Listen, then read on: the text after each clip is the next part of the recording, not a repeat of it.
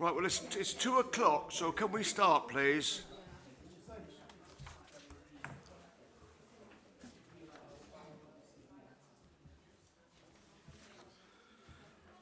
Well, first of all, apologies for absence. We've got Councillor Mark Hunter, but we've got a substitute member, Councillor John McCann. John, we really do appreciate you stepping in for Mark. That does help us become, maintain our the quorum levels.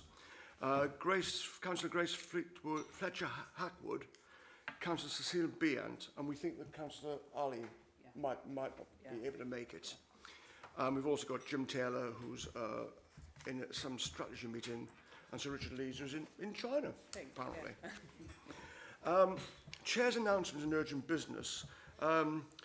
I'm led to believe that there's nothing more substantively to update on Carillion, so I think we perhaps leave that until the April meeting. One thing I just want to make as a Chair's announcement, it's not really an announcement, I thought this is an appropriate point to make it. We've got an action log, as you know, which we obviously keep a track of things that have been promised, etc. A lot of effort's gone in this last month or so with Ember chasing up, and I have to say, your staff, Simon, doing some really good reports actually. And I think you could pass our thanks back to them. Rather than they are detailed and they are substantive, and that's what we require. And what I would just like to note really is that when you read those documents, if you've got any further substantive questions, please feel free to send them into Emma. She'll get them all together, and then what she will then do is send them to the appropriate officers and to collate, if you like, the responses, and they'll be circulated to the whole committee. And I think that's a good way of doing it. So it's not just a paper that's been produced and then ignored, because obviously effort's gone into them, and I think that it's only right and proper that we actually look at them properly. Thank you. Declarations of interest. Are there any declarations of interest? No, thank you. Minutes of the meeting held on the 9th of February. Can we just look at the minutes then? I've got a few points that I want to make, but does anybody else want to make any points in terms of the factual accuracy? Except I'm sure you all picked up that on page 9, the meeting was on the 9th of February, not on the 19th of January. But are there any other points that you may have? In that case, can I just raise a few things that I think are important? The first one is on item 4, which is I'll go to the right page, actually. The page is not on this other version. It's on page 11, and it's the third bullet point up from the bottom.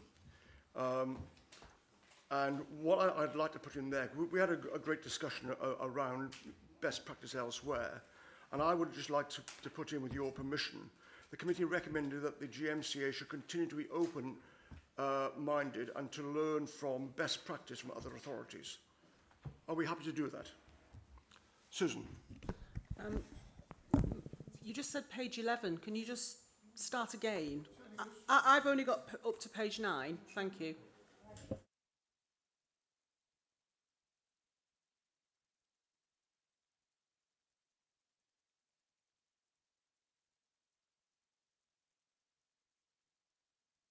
Numbers out of 9. So it's page 11 at the bottom of the papers. Happy for you to give me a header or a subject and I'll find it in the minutes. Thank you. It was under the GM Industrial Strategy. And it says, in discussion, members raised the following question and comments.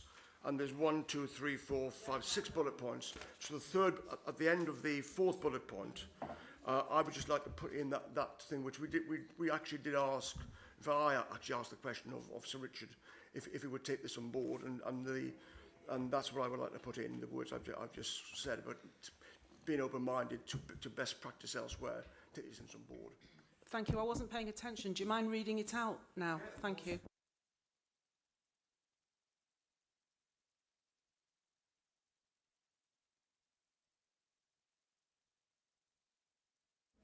Okay. Good. The next thing I would like to note is really under the resolution that comes from that, which is exactly the same wording. So we don't lose track of it. It's a resolution. So that goes without saying. The next thing that I would like to do, which is not really a resolution, but it's just a note really, and this is under 1218, under the resolutions there, which is again on page. 7 of the minutes. In 15. Sorry.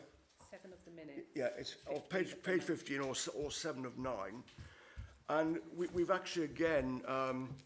We had a number of comments and feedbacks, and they're included in the main body of the report. And what I would like to do is to put those items separately on the action tracker, so that obviously that they're not lost then going forwards, and that we get a paper when these things are considered by the GMCA to demonstrate that either the points have been accepted, or if they were not accepted, then the rationale for that being the case. Because again, I think we've raised some very valid points. So are you happy with that process? Thanks, Chair. I found 7 of 9. Yeah. So I've got 2 headings. I've got one resolved, and I've got an E13/18. What are you speaking to, please? I don't have a title. Do you mean the resolved in the middle of the page? It Thank says you. that the result of the committee comments and feedback will consider for inclusion in the final GM digital strategy. What I want to do for just clarification is to make sure that these points are picked up in the action plan, and we actually get feedback from the individual officers that these points have been taken on board, or if they haven't been taken on board, then there's a reason for that. So we're getting proper transparency and etc. Just for clarity, so we're adding in another, or we're adjusting one of those numbers that are already on there? No, I think what the Chair's suggesting, if I might, is just to make sure that we note the comments that you've made and make sure that we follow up and check that whether or not your suggestions have been incorporated within the final versions of documents or whether they've not. And if not, what the reasons are. So that is under resolved, that's item 3, that the committee's comments and feedback were considered for inclusion in the final GM digital strategy. So that sort of thing, you're just wanting to make sure you follow that up and track it. Thank you so much. Exactly right. I'm sorry if I've been a bit obtuse in the explanation. No, it's probably just speed. I'm happy for you to go just a tiny bit slower. And we've got the same thing, in fact, in terms of the performance dashboard. Anything where we've made recommendations, they're not specific one-off items. I just want a mechanism to make sure these items are actually picked up and not just kicked into the long grass, basically. The next one I've got is on page 16, and what we've got there, I think on page 16, there was something that got slightly lost in translation, and again it was a point that I actually raised, and it was in relation to the dashboard and priority 2. What we had was that members highlight the importance, I'll read this out, of attainment at key stage level 2, and queried whether this should be included as a primary measure rather than a secondary one in priority 2. If you remember on the dashboard, they differentiate, quite rightly so, differentiate between primary objectives and secondary objectives. And I believe, and nobody disagreed in the committee, that key stage level 2 is very, very important. So I've asked them for consideration to be made by the officers when they finalise this plan to take that on board in terms of the next update. So are you happy with that amendment?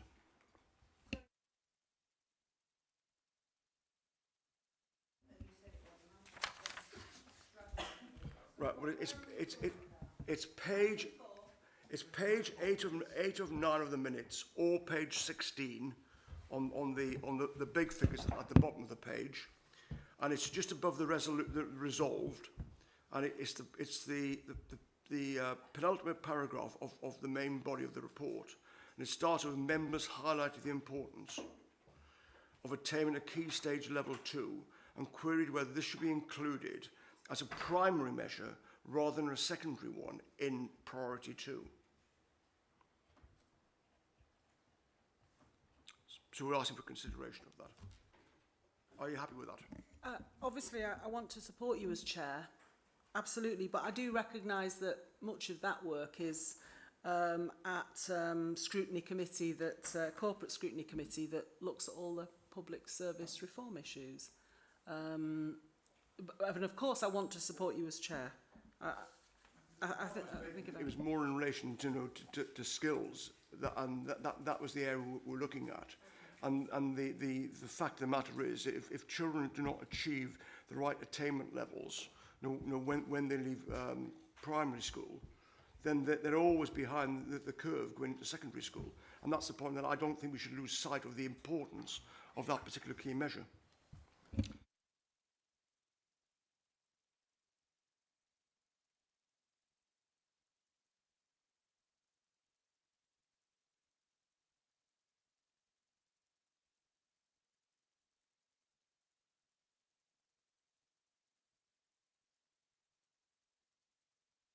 This is on page 17.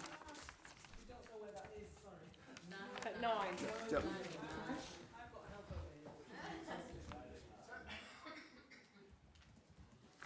Right, so what we've got here is under the third point to be resolved, and it starts with to note that the first full performance update will return to the GMCA Scrutiny Committee in April, alongside the refreshed GMS implementation plan 218 to 20.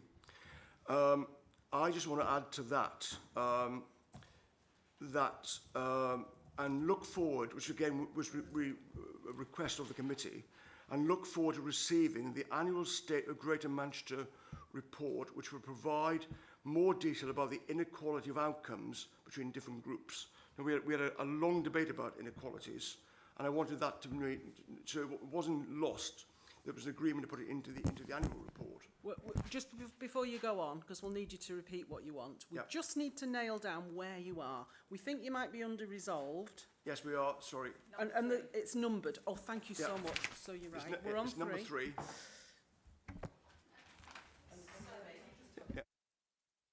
With you, when you say number 3, it currently states to note that the first full performance update will return. Thank you.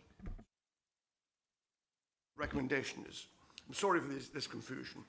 And we look forward to receiving the annual State of Greater Manchester report, which will provide more detail about the inequality of outcomes between different groups, which was a request that was made, I think, by a number of people around this committee. And I just didn't want that to get lost, because it's in the main body of the report. And I just get worried about if things aren't put in the resolutions in detail, and also the action logs, then things just have a tendency to get lost, basically. So after that torturous thing, which I thought might have been straightforward, I apologise for that. Can we agree that point and then we can move on? Thank you.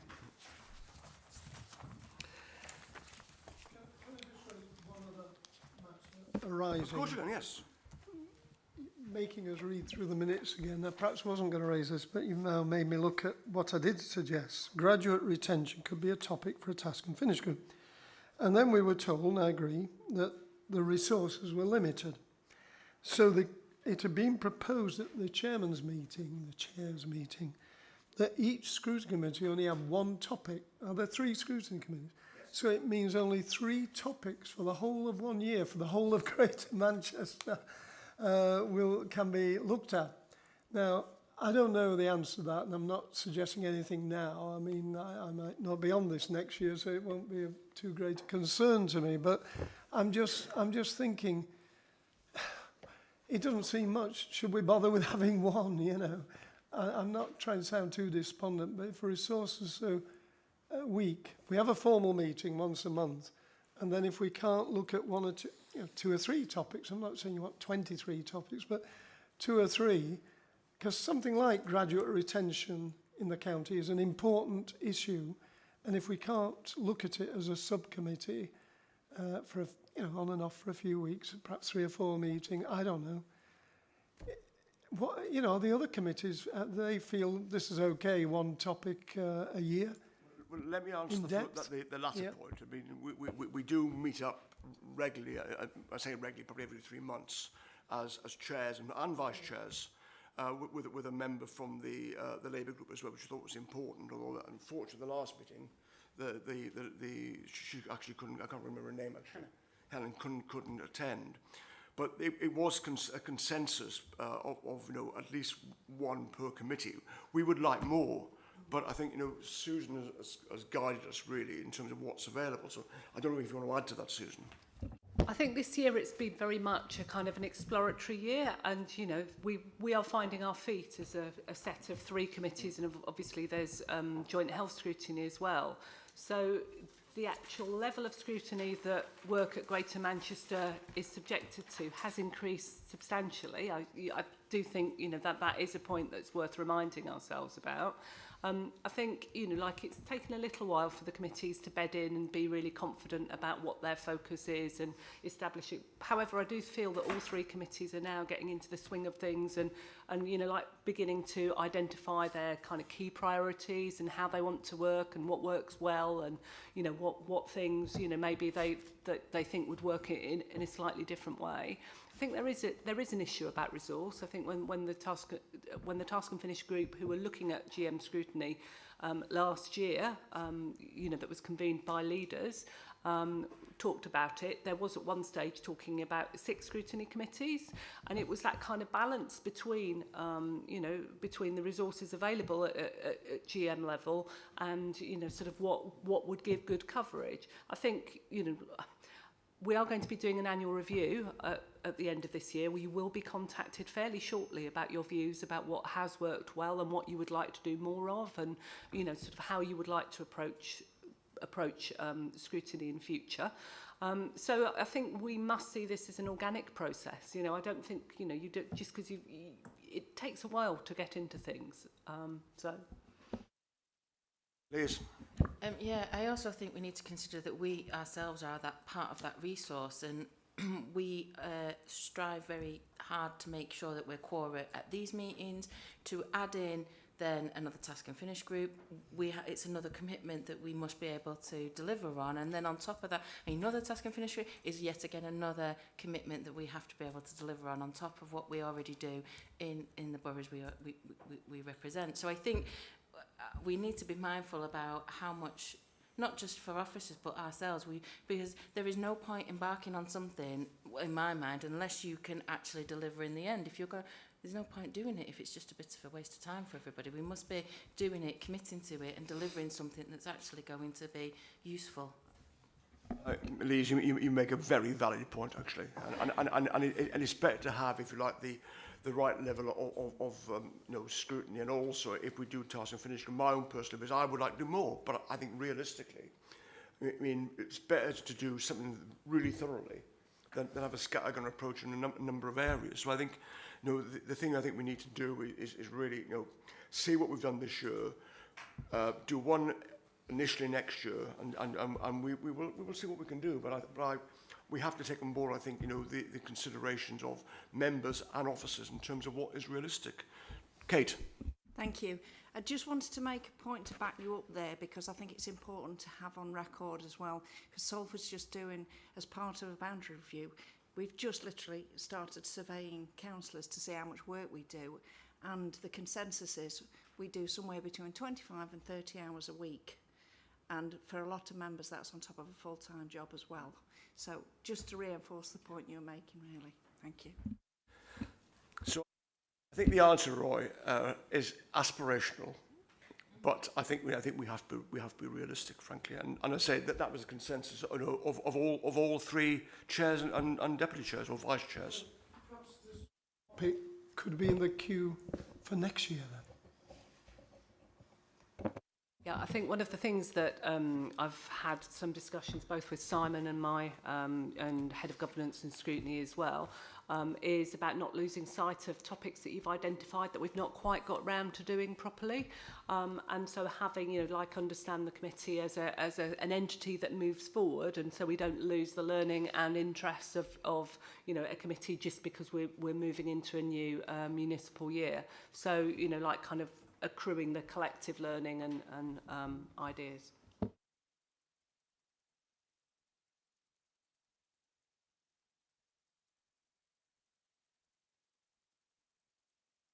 The staffing, just as things are getting, shall I say, more challenging in health, we seem to be having fewer meetings and less staff support and so on. So it's a great idea, Scrutiny. I never approved of it in the first place. I preferred committees that we used to have, those of us who've been around a few years. But having got Scrutiny and got involved in it, I find the resource support is a difficulty. And we used to have subcommittees, Pennine Acute, on. You didn't want to discuss every meeting, spending all the time on infectious diseases in hospitals, but we set up committees and met trade unions, ambulance drivers, all sorts of people, doctors. We did similar things on stroke.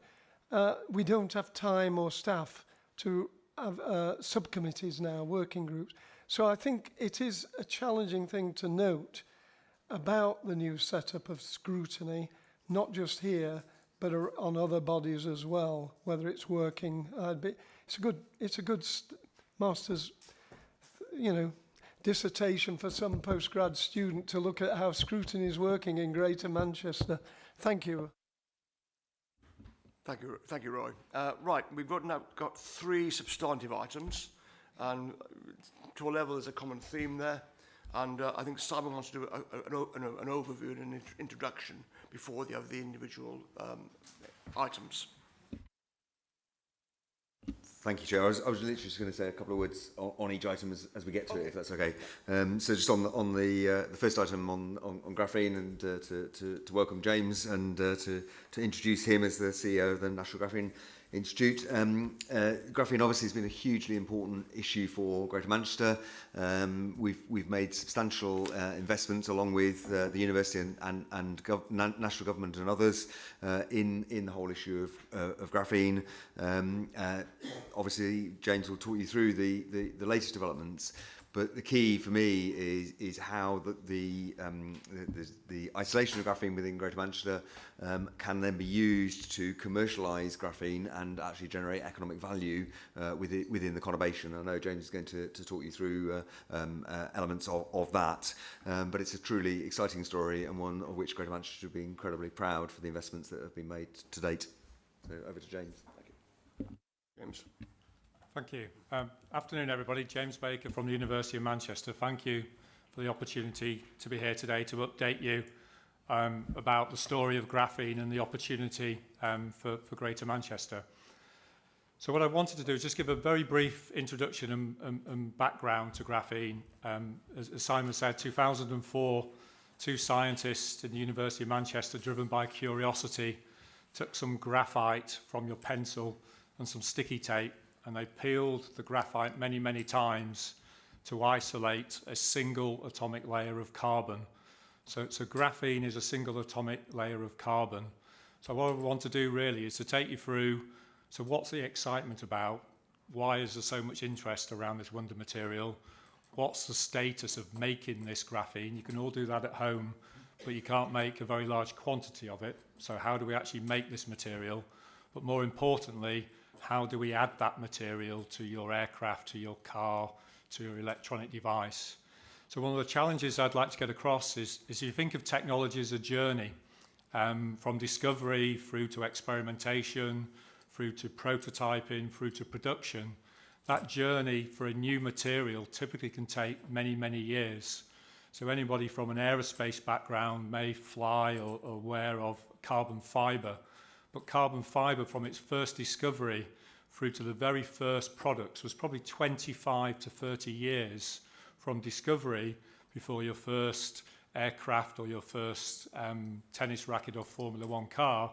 And actually today, carbon fibre is probably about 60-year-old, and you're seeing it in aircraft and starting to see it in the automotive market. So what I'm really trying to say there is graphene is still a teenager. It's 14 years since first discovery. But what we're now seeing through the investment in the National Graphene Institute and our second facility, the Graphene Engineering Innovation Centre, how we're starting to translate that science into product applications, into jobs and into value for the region. So I'll just step through that fairly quickly and then chance for people to answer any questions. So when I say it's a new material, everybody in this room's probably heard of carbon before. So carbon comes in many forms. It comes in diamond, graphite, carbon fibre, I've just talked about. So whilst I say it's a new material, the newness, if you like, is as this two-dimensional material. So again, think of graphite like a pack of cards and being able to peel a single layer of graphene from that pack of cards. It's as a two-dimensional material, it has some of these so-called wonder properties. So some of you may have seen images of graphene. If you had a microscope, it would look like that central picture. It's almost a perfect lattice of hexagons. So 2 dimensions means it's got length, it's got breadth, but at 1 atomic layer thick, effectively what you've got in that picture there for an electron microscope are atoms, if you like, with gaps in between. So it's a perfect lattice. If you actually looked at it as a substance that you could look at, bottom right, it generally comes as this black powder. So if you like, once you start aggregating it back together, it generally comes as a black powder or as a suspension or as a coating on a film. So what? That's graphene. What's all the fuss about? Why is there so much interest around the world around this so-called wonder material? When you measure that material, it started to have some fantastic and unique properties. So you often hear things like the thinnest material, 1 atomic layer thin or thick. It's also strong. So you hear figures like 200 times stronger than steel. It's very conductive, both electrically and thermally. It also can act as a perfect barrier, or you can actually tune the graphene layer to actually allow certain molecules to pass through, but to block other molecules. So a whole list of fantastic properties, which if you applied those to aerospace, you could start thinking of lighter, longer lasting, longer flying, lower emission aircraft, through to membranes. You can now have a membrane where you could take dirty, salty water and you could actually convert that into drinking water. So there are now huge, great opportunities through aerospace, through electronics, through biomedical, where people are starting to look about how they translate those properties into real products and applications. So that sounds quite easy. The difficult bit is how do you take this 2D, two-dimensional, you need a microscope to see it, and how do you convert that into something that's practical and you can use in 3 dimensions? So to give you a simple visualization, 2D is 100 times stronger than steel, but actually if you just stacked graphene layer on layer to go back to graphite, you get something that's black, that's brittle and not very strong. So if I was in an aircraft, I wouldn't really want a graphite wing because it wouldn't be particularly strong. But if I could add that graphene to my resin or to my carbon fibre to improve the performance, then I can start to add value into aerospace or that particular application. So where are we now? 2004, driven by curiosity, the science started. Teenage years, 14 years, Nobel Prize was received in 2010. In particular, since 2010, it is still a very key area for the University of Manchester. Today, we have over 300 researchers working on graphene and other two-dimensional materials. But more importantly, it still continues to drive key papers, key publications, key activities of the University of Manchester that raises the profile. And I guess you've seen visits from Princess Kate and William, the presidents of China.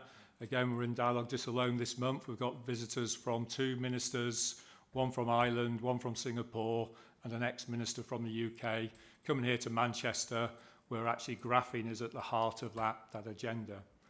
But more importantly, what we're also seeing now is the start, if you like, of this race, some people call it, towards commercialisation. So what you're seeing now is an increase in activity that's supported by the National Graphene Institute and later this year the Graphene Engineering Innovation Centre that will start to translate this into products and applications. So on this journey, we're now starting to move from science into product, And there are sort of two streams of activity that you're seeing at the moment. One is where by adding graphene to something, you can improve the property of that performance. So already start to see simple products hitting the marketplace, things like cycle tyres, car tyres. So that's a rubber product. By adding graphene, I can make that product stronger, I can make it tougher. And some of you may have followed a press release recently. We're working with a Manchester-based company making graphene. We're working with a Northwest company who design training shoes. And we're about to launch a company called Innovate, launching a graphene-soled shoe. So this is a specialist shoe for fell running. Fell runners want a shoe that's very grippy, but by getting something that's very grippy, it tends to wear out very quickly. So by adding graphene, you can still keep it as grippy, but you can make it last longer. So it starts to give competitive advantage for that training shoe relative to the competition. And that's a product going to be launched in partnership with a couple of Northwest, Manchester-based businesses later this year. So cycle tyres is one area. Another area I've touched on is aerospace. This is a small unmanned aircraft that we actually flew at the Farnborough Air Show in 2016. We're actually going to be flying it again, or a different version of that, at Farnborough later this year. That involved Northwest-based small businesses, a couple of Northwest-based universities, and as a result of that, we're actually launching an aerospace strategy in London on Monday. Again, we'll start to bring, if you like, the whole supply chain in the cluster, and there's a key focus in the Northwest of not just small businesses, but the large, the Airbuses, the BA Systems, the Rolls-Royces, again based in the Northwest. Another example, we're working with a Liverpool, not quite Greater Manchester, but a Liverpool company about putting graphene into cars.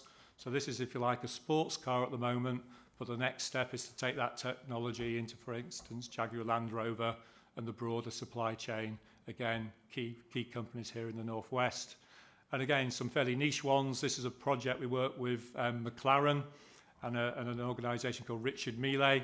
If you've got €1 million, you can buy one of those. But again, don't take that too literally. What we actually did is we worked with real engineers from McLaren. It's a niche product, but the learning we've got from that is now being applied to everyday products and applications. So the message I'm trying to get across here is the University of Manchester, the National Graphene Institute and the GEEK are the cornerstone to this, but working in collaboration and partnership with industry is key to taking these products to market. So that's what I call the slow lane, and you'll see those products increasing over the next 2 years, and I'll come back to the GEEK because that will play a key role in this acceleration of new products and applications. But some of the really exciting areas are where graphene has absolutely unique properties as this single layer of material. A good example of that is membranes. So this is the example I gave, don't look too much, but if you imagine having a filter that you can tune so it allows certain molecules to pass through, but it'll block others. I could allow water to pass through, but I could block salts, I could block contamination, I can block microbes. So I could take a cup of dirty, salty water, small amount of pressure, and I could get drinking water by allowing these membranes to allow the water to pass through, but block others. So this is all potential. It's still very much in the science stage. Products don't exist today in this area, but people are now starting to make simple prototypes of products. And I expect over the next 2 to 5 years, we'll start to see real products and applications hitting the marketplace. And again, we're working with Greater Manchester-based companies for some of those niche products about how we might take that to market. But again, this is a really exciting area, from everything from water and salt rejection. Again, this isn't just commercial, this is solving world problems. But also imagine if you could take a membrane, put it over your chimney, and rather than emitting carbon dioxide, I could change that carbon dioxide into carbon, graphene, and oxygen. Again, huge implications for waste and emissions. Similar for batteries. So everyone talks now about batteries of the future. So there's a huge investment across the UK and internationally on more efficient batteries, longer range batteries. Another version of a battery is a fuel cell, and a graphene has unique properties that can enable you to get a fuel cell for longer range. And again, we're working with local Manchester, Greater Manchester businesses, looking about how we take that into a next phase. Nuclear is another area. And finally, one that's slightly opposite. Imagine having that membrane that, rather than allowing anything, some things to pass through, blocks everything. You now have a perfect barrier coating. So, for example, anti-corrosion. So this could be now on your paint, it could be on your aircraft wing, or it could be in your clothing. And again, we've got some quite interesting dialogue again with Greater Manchester companies about waterproof clothing or waterproof jumpers that we'd be able to wear as a jumper, but it'd actually repel moisture, but still allow air to breathe through. So again, lots of potential just looking at those two case studies alone. So I've talked a lot about graphene, but actually graphene is a start. So graphene is the first of a whole family of two-dimensional materials.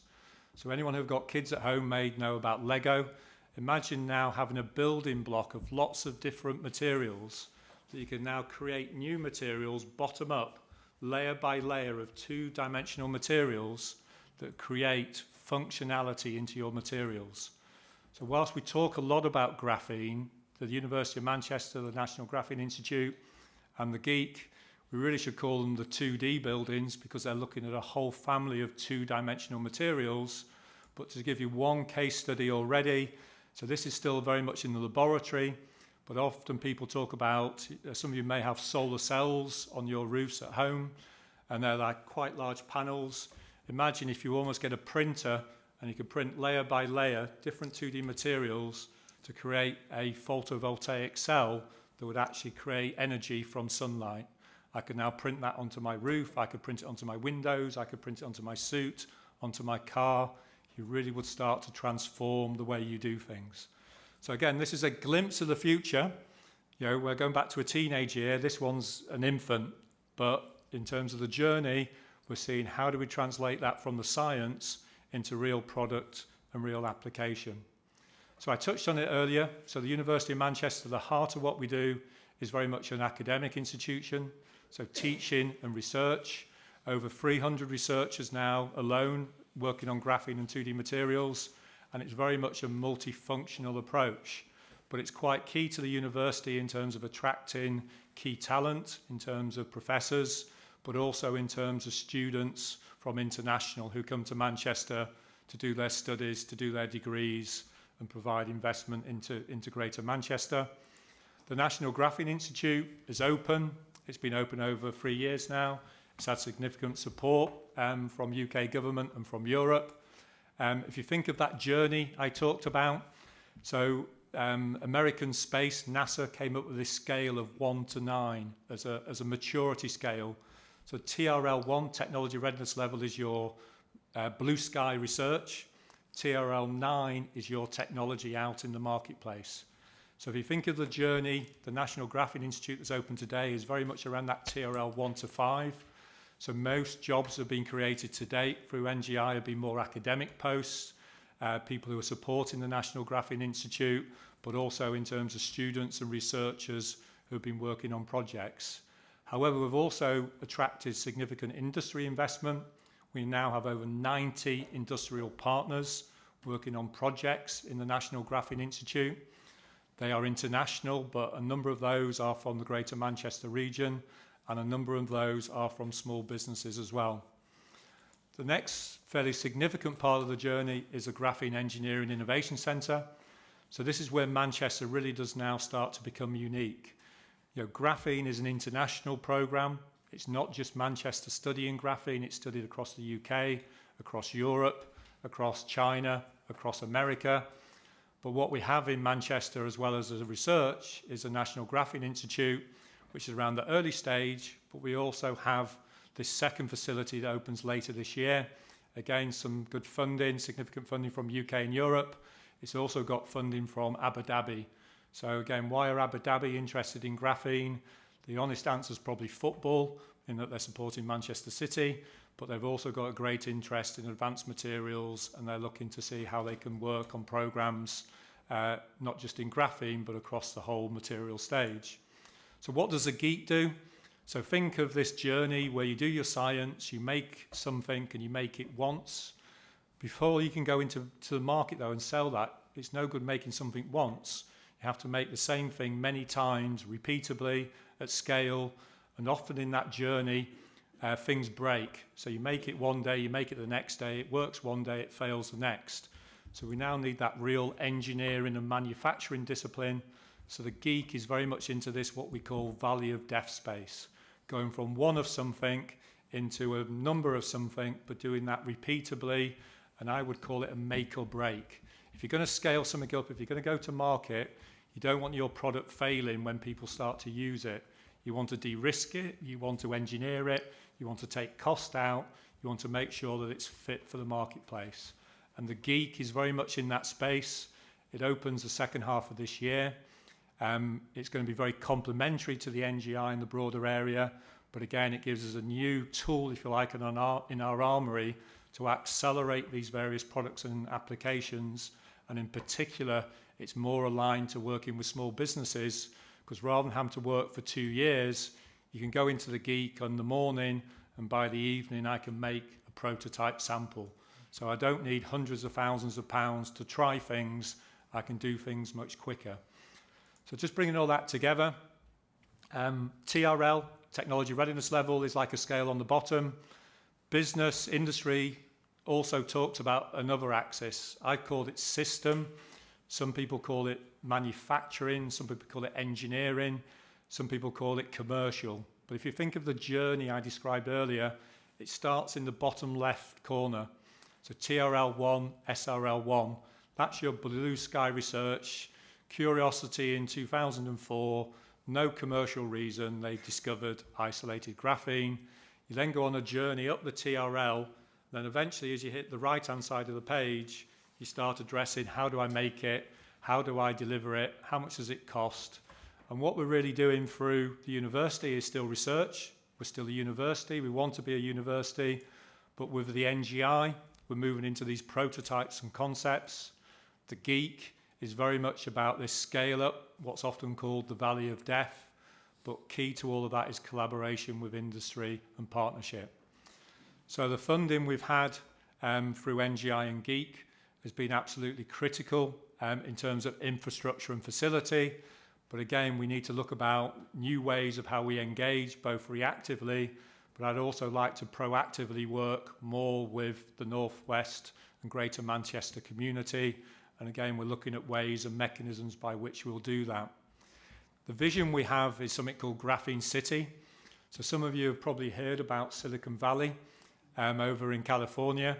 So what's special about Silicon Valley? Why do I want to copy Silicon Valley?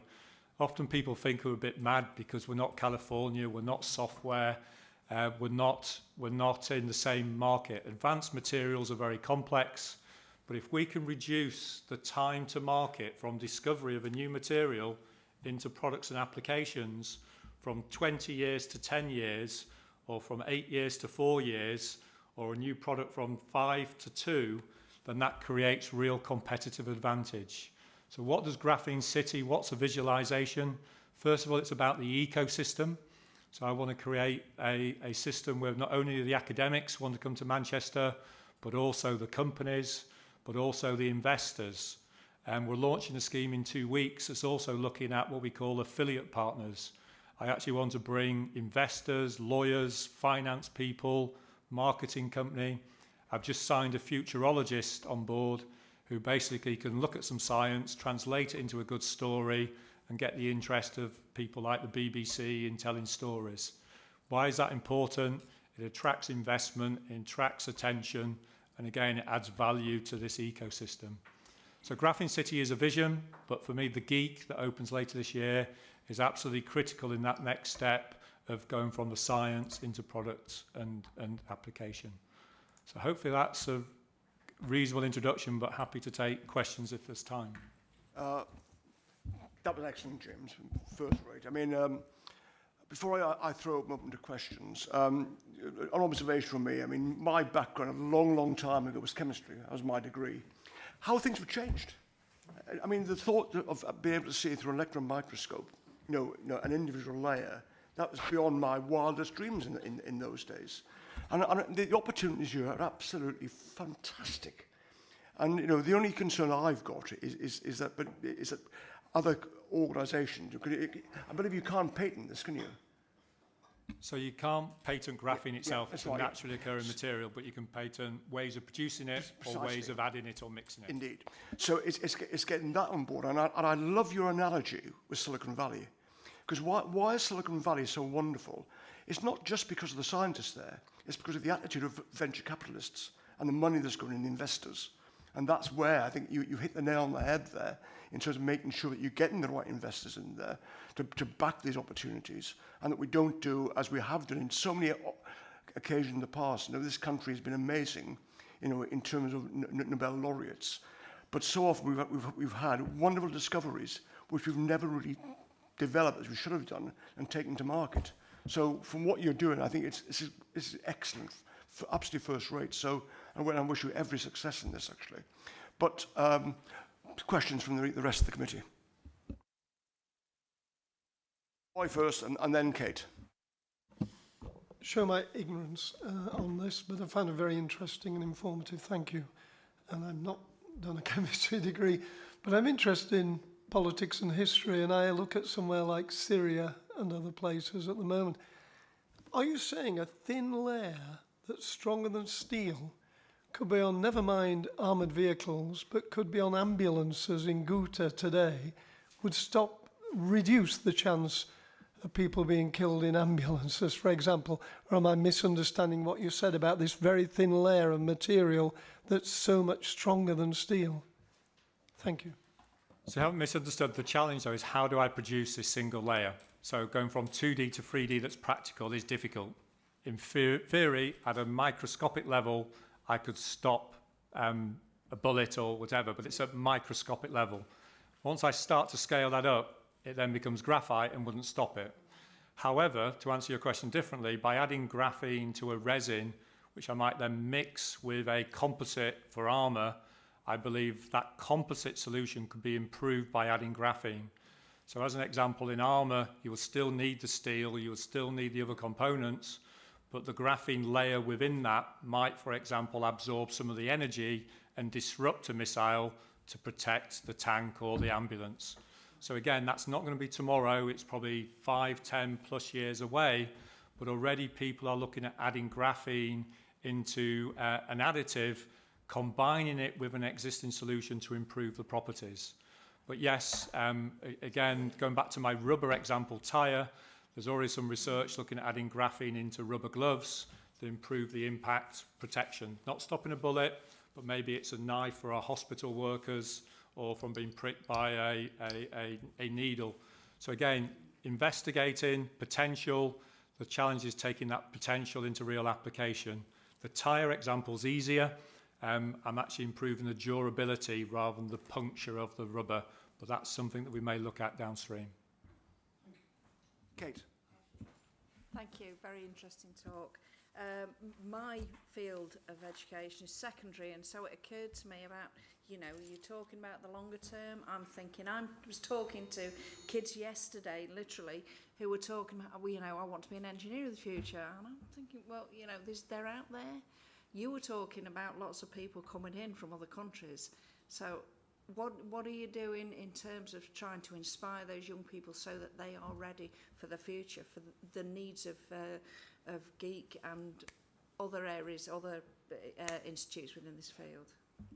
A key question for me, very passionate around the whole STEM agenda. How can we use graphene to promote? The challenge, we are an active university with research. We get lots of requests for visits, but it's difficult to accommodate all those. So what we did, about 18 months, 2 years ago, we partnered with Mosey, the museum, that run a graphene exhibit. So some of you may have been there. So within the Museum of Science and Industry, they had a graphene exhibit that we supported that enabled many school kids to go through there, to see the journey, to see some of the examples. And I think that's finished now, but it's on a worldwide tour.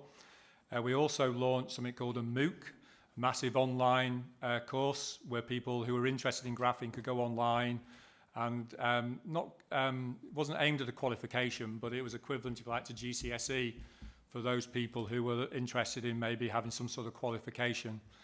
Kostya Novoselov, one of the Nobel laureates, He's got a huge interest. He's been round to a number of schools. We've had a number of schools into the Institute where he's run personal lectures. So we're doing bits of that. The challenge is how do we get to the broader community? For me, the best way of doing that, if you go onto our website, we've created a whole series of videos. Happy to make those available to any people who want those. They're simple 1-2 minute videos. What is graphene? Graphene for batteries, graphene for biomedical. Again, we're trying to do a lot of social media using Twitter, Facebook, to try and get the messages out, because the youth of today tend to use that more than a press release.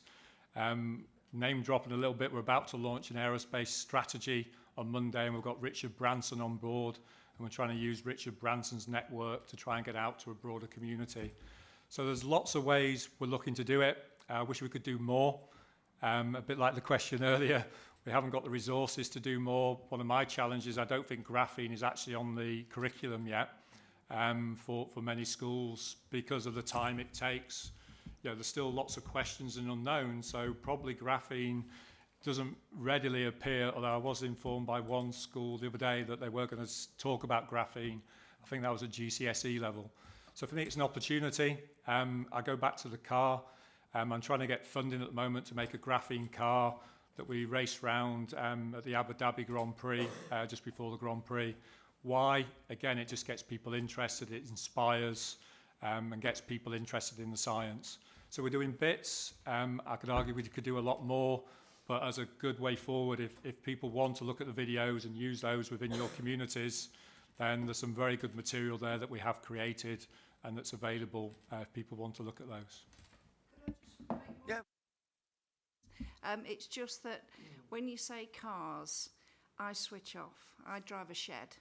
My girls are not interested, my teenage girls not interested in cars. Just bear that in mind about gender and appealing to a broader variety of people, if I might say. Thank you. Yeah, I mean, the other one that probably, it's a good point, sorry, they just gave 2 examples. There's many other ones. Biomedical is probably one that, the one that, again, social media blogging, I'm about to put a blog about reduction in plastics.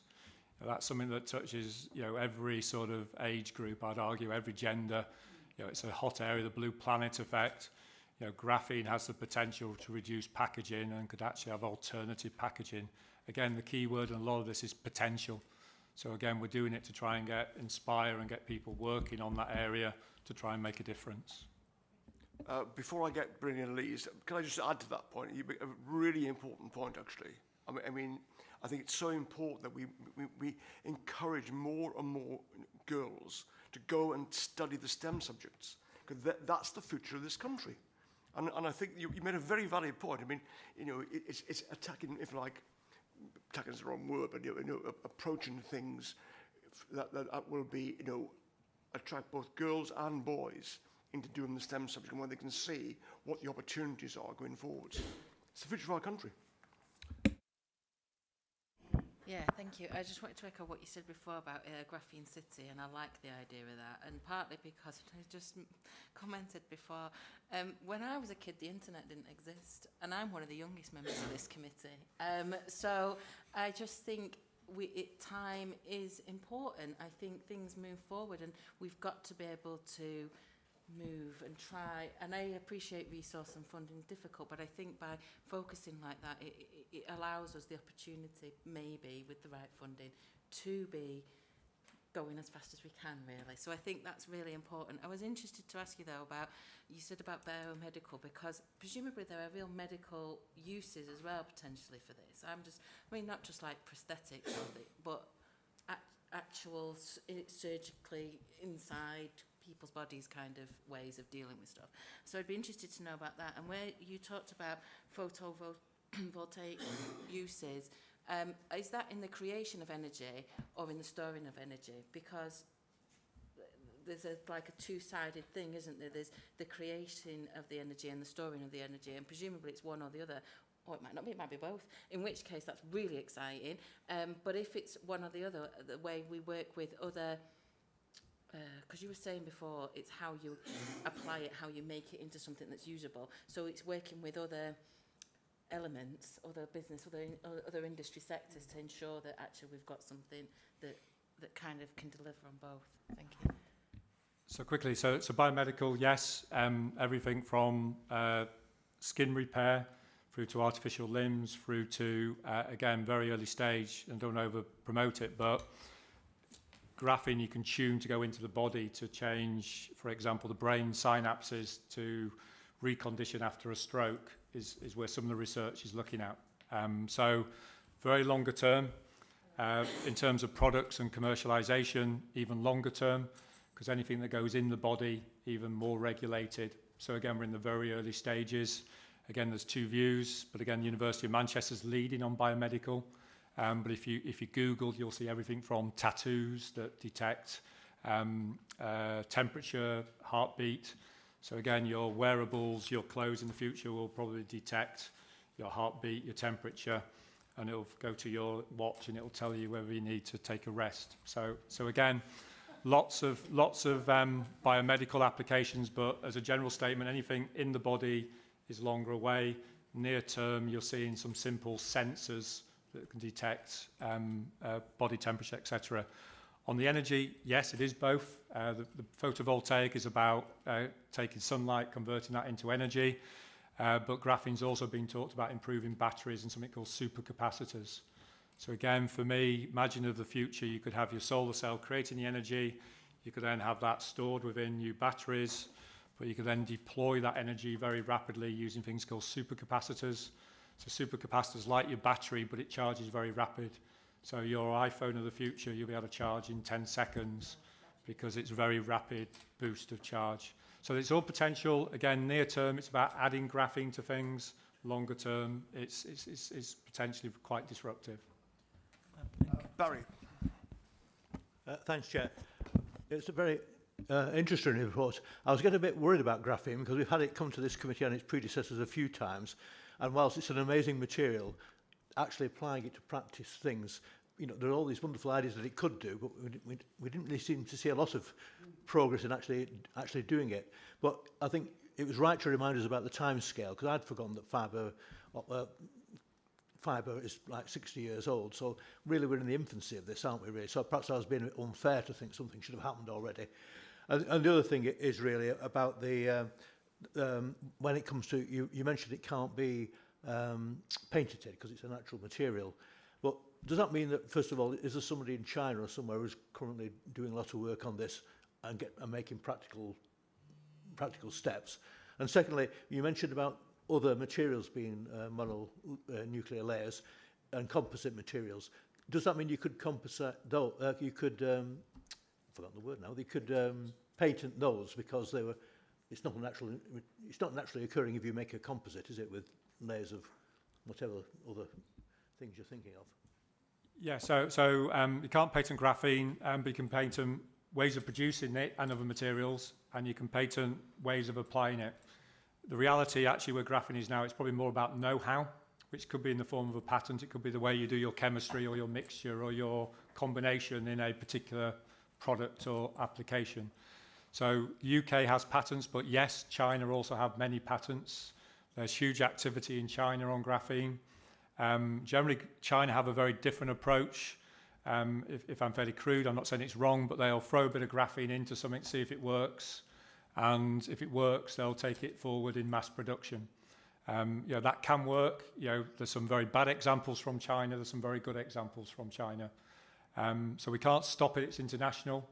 But what you can do is you can protect certain ways of producing it. So the University of Manchester has patents around certain ways of producing graphene, but not every way.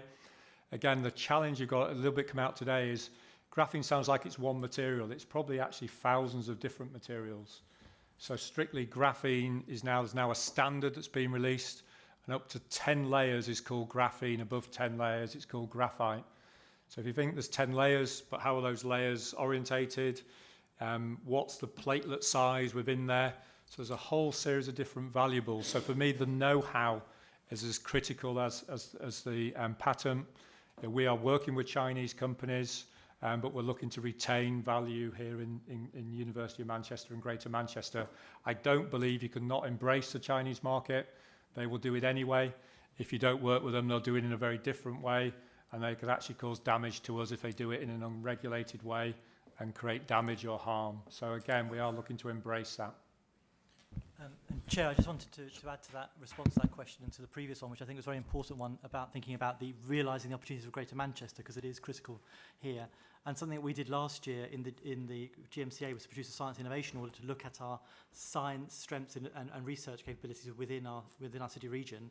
And that told us we were very good in terms of health innovation, advanced materials, digital energy. But actually, the combination of these specialisms together really creates those innovative goods and services that will meet market demands. That is where the commercial value lies in the future. This is what businesses need. And part of it we will feed into development of what we call the local industrial strategy for Greater Manchester, which will be looking at actually understanding how we reinforce those critical investments to address grand challenges effectively. You know, these how we transition to a low carbon economy, how you meet the future of mobility in transport. So these I think are very important opportunities to mention. Chris. Thank you.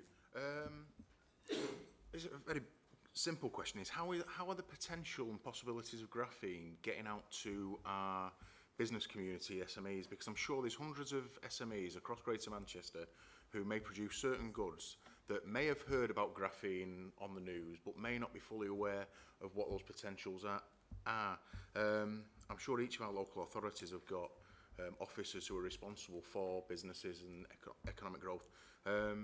Is some connection being made in that way, maybe a network through the various authorities? So it's a key question. There's a whole industry engagement. So we do a number of that directly, and we have a number of events that we promote and we advertise. We also work closely with Manchester Growth Hub, for example, that have their networks into the different areas. I think it's the Manufacturing Advisory Service. I speak at events for companies like KPMG who bring together some of those communities. So there's a number of outreach type activities. One thing I'm really keen to do with the Geek is to be much more proactive. So what we will be doing, for example, is running an event around energy storage. And what I'd look to do is work with various partners to identify key partners who are in that space and target them to come along to a much more focused, dedicated event. So again, the challenge has been today is our engagement model is, whilst there's lots of companies, not many of those companies can maybe afford or have the timescale to sponsor a PhD for 4 years or a multi-100,000 project over 2-3 years. As I mentioned earlier, the Geek will be able to do much more rapid type of engagement. So again, not too much detail, but we're looking at a membership type model. So it's a bit like going to your gym. You can be a gold member, a silver member, a bronze member. Particularly for the small businesses, the bronze member, maybe someone who can come in, maybe try something quite quick. If it works, we can then help win more funding, or alternatively, if it doesn't work, you stop quickly. So it's something we're looking to increase going forward, but already there are quite a number of events that we run and working with the Manchester authorities. I won't take any more questions because we are running out of time. We've got 2 more items on the agenda. No more. No, sorry. It's gone 3 o'clock and we've got 2 more items there. So I don't like cutting it down, but we have to do. But I'm going to indulge and have one question, actually. This whole project is fantastic, as I said before. But clearly, it's all about getting things to market, developing products and everything else. And there is going to be competition from the Chinese and other countries around the world. What is the one biggest risk or challenge to you to stop you achieving your vision for how graphene will develop in the Northwest or the UK in general, I should say? Gosh, big question. I struggle with one challenge. For me, lack of ambition. For me, I've used a lot of the term today, potential. So it is potential. So what do I mean by lack of ambition is often risk gets in our way because I can't guarantee anything that I've talked around today. But by engaging with people and finding ways to do that, I'm a strong believer, and already you're seeing it, that products will hit the marketplace far quicker than they have traditionally. So I use the term ambition, but I could turn that into risk. And often the business models, the UK appetite for new products is less than, say, a country like China, who have huge ambition to be at the front of the next wave of industrial revolution.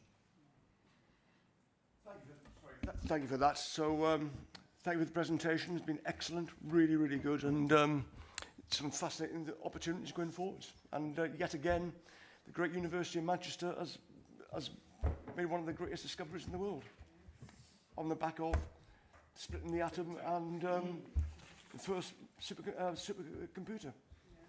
Right, Simon, we're going on to the next item on the agenda. Yeah, so just you've got to give a short introduction. very quickly introduce Richard Jeffrey and Annie Smith from the Growth Company, who run the Growth Hub particularly.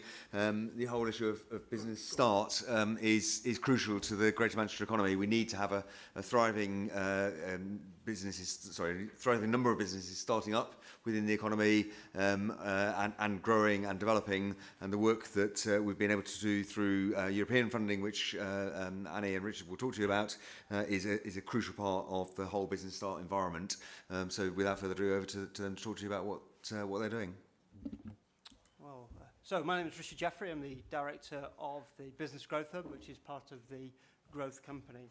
And just before I say a few words on startup, I just want to make the link through to the previous speaker. And we're at the Growth Hub, work with startups, growth businesses and scale-ups. We actually did a 3-day workshop with James at the Graphene Institute, where we brought a whole raft of our businesses who were looking at innovation, who were looking to develop new ideas, and we were able to introduce them to James and his team, and we did a whole 3 days of seminars, and there's a whole series of activities working on the back of that, where companies, local companies, are looking at how they can embed that into their products and services.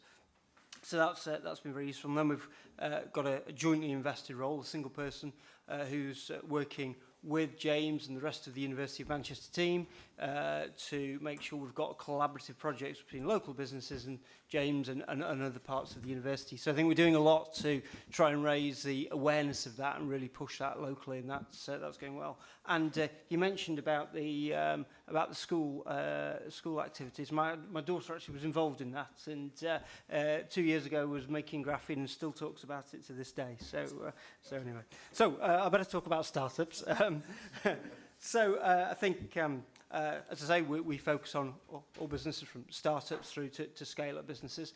And today I'm going to focus just on that startup element. But the Greater Manchester strategy set that very clear target to be 5,000 more business startups per annum compared to 2015 levels. And I think that's a really big ambition. And I'm delighted to see that Greater Manchester has put entrepreneurship right at the heart of its strategy and focus on that. So there's not quite as much science in these slides, but I think a few really important messages to get across. I think, first of all, the fact that Greater Manchester performs well for startups. And I think if you look at our startup rates, they're actually, the Greater Manchester are above national and regional averages. I mean, I think it's worth just pausing on that for a minute. And so often we look at stats that show that we're behind or not quite there or we've got issues. Actually, we're performing very, very well in that space above those, above some of those averages, which is a fantastic place to see.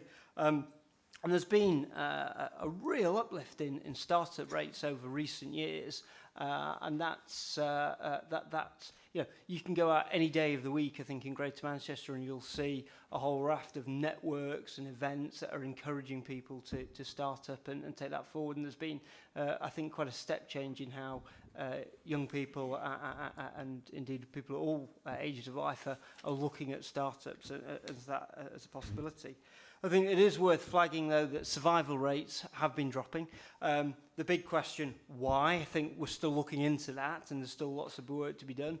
Clearly, as you've increased the number of businesses out there, that's led to survival rates dropping. But there's, I think, more work needed to be done, and I think some of that's highly nuanced, often at a local level, about why some of those changes are happening.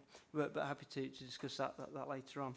I think the ability of business not just to start but to survive and importantly go on to scale up is of a real primary importance for Greater Manchester, and that's all set out in the strategy. And I think it's that full flow through from not just having that wonderful hopper that we've clearly increased the number of businesses coming in, but it's really important that we have them growing, establishing and going on to scale up here in Greater Manchester. The paper sets out a whole series of programmes that are currently taking place to support businesses here in Greater Manchester. And I think it is worth flagging that, you know, not all businesses seek support or get support. It's interesting looking at the recent business survey in Greater Manchester that shows of those businesses that do seek support, they tend to have a higher rate of survival rate and higher rates of growth. So there's always a bit of debate about how strong that correlation is, but certainly those that seek support generally have a high survival rate and higher success rate. It's quite interesting though, I always like to look at a map, and I think this map's really, really interesting, looking at the variations in startup rates across GM. And this is showing startup rates per 10,000 working age population, and a really big shift there. You can see from, or variation rather, between those in Manchester and then out to the likes of Tameside and others, where you've got a much higher rate of startup here within Manchester, where we are now, as opposed to some of those other localities, and there's a lot of analysis to look at that. We've got some stats here on survival rates.